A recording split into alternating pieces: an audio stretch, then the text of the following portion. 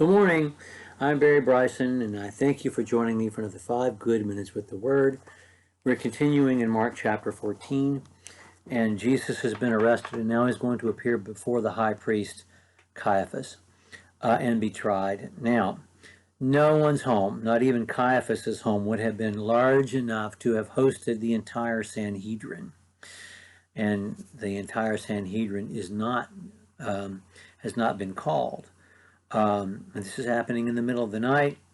It's happening in a private home, not at the meeting place of the Sanhedrin on the temple courts. In the temple court, it is in so many ways illegal. Illegal according to Jewish law and custom. Illegal according to Roman law. And yet it's happening anyway. This is quite clearly a lynching. Is what's about to take place.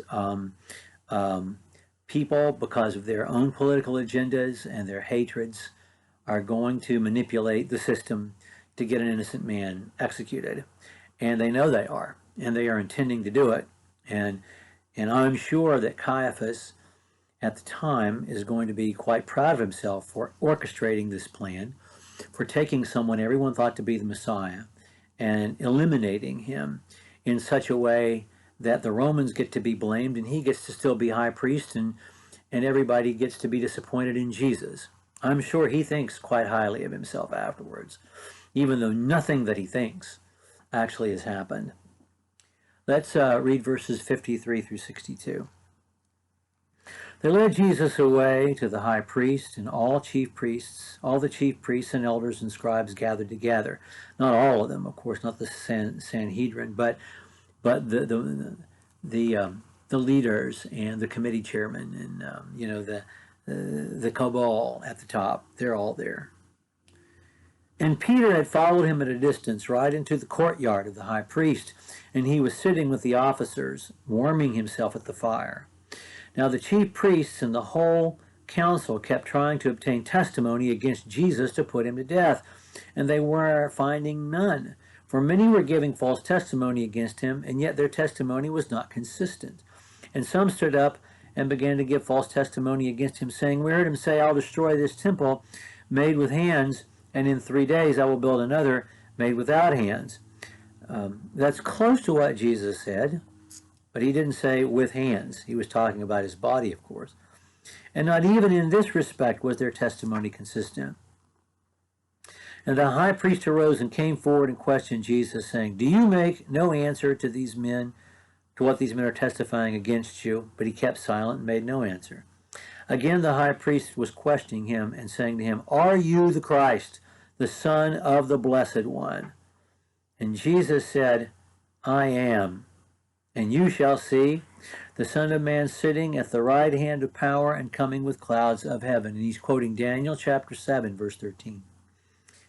Tearing his clothes, the high priest said, "What further need do we have of witnesses? You have heard the blasphemy. How does it seem to you?"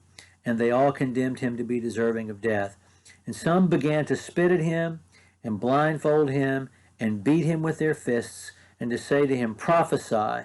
And the elders received him, and the officers received him with slaps in the face. There's so much here. This is a lynching. This is a Politburo court.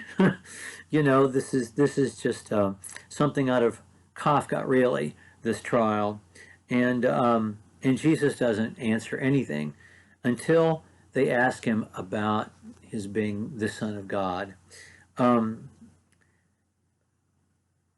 We know from the law, Deuteronomy chapter 19, verses 16 through 21, that if you give false testimony in a capital case, you receive the death penalty.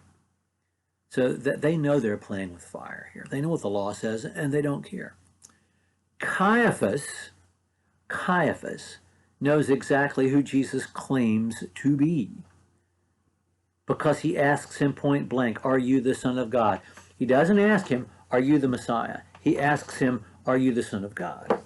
It would not have been blasphemy for him to claim to be the Messiah, although they may reject his claim, because they didn't all believe the Messiah was the Son of God. Remember the question they couldn't answer based upon Psalm 110?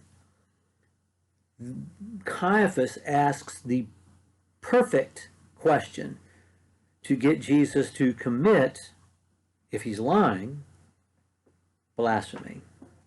He says, "Are you the Son of God?" And Jesus says, "I am." It's interesting, the first words he says are, "I am." The thing that God said to Moses at the burning bush, "I am," is chilling to me. It's chilling in a wonderful and electric way to hear Jesus. I mean, it's the hair on the back of your neck, it's spine tingling to hear Jesus say, "I am." And then to quote Daniel and to say, "And I'm the Messiah," equating the Messiah with the Son of God in his answer. And Caiaphas doesn't care. He just tears his clothes and says, what else do we need? And then we have this moment. That moment reminds me of the Grand Inquisitor, you know, in the Brothers Karamazov, and you know, where the Inquisitor says, "I know who you are, and I don't care." And Caiaphas quite clearly is saying, "I know who you claim to be, and I know the evidence is there, and I don't care." And then this last thing where they humiliate him, and it's about humiliating. I mean, if you want to know what Jesus' face looked like when Peter saw that face, which he did, Luke tells us this. If we want to know what Jesus' face looked like whenever Pilate presents him to the crowd and says, "Behold the man," just think of Emmett Till in his coffin. Think of that face. And this passage, what they do to him to humiliate him, prophesy who's hitting you, slapping him in the face, it reminds me of the moment in The Lion, of the Witch, and the Wardrobe, whenever Aslan yields himself to be humiliated and executed, and how awful that is. And we're just given that. It's awful. It's awful to think about what was happening to Jesus in this moment. And Peter's there watching it all. Let's not forget that. Peter is there watching it all. Okay. Peter is going to see it all and deny Jesus when we're together next time. Thank you for joining me for another 5 good minutes with the Word.